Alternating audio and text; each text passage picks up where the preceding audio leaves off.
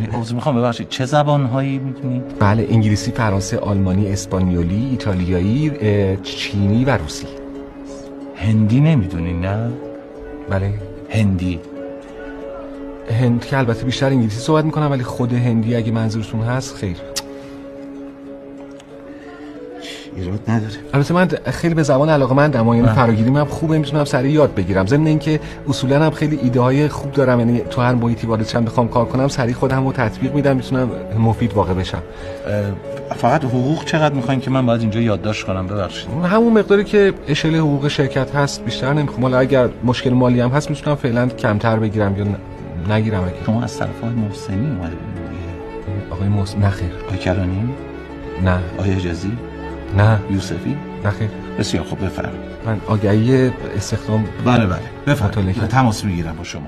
خیلی ممنونم. با شما. خواهش می‌کنم. سلام علیکم.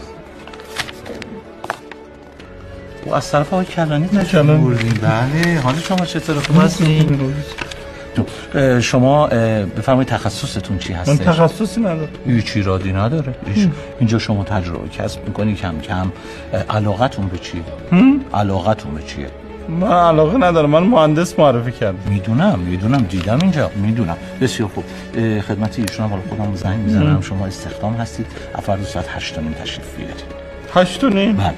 ساعت 8:30 نمیتونم پاشم. من کی میتونی پاشی؟ من 10-11. هر وقت دوست داری بیا، هر وقت پا شدی بیا، راحت باش.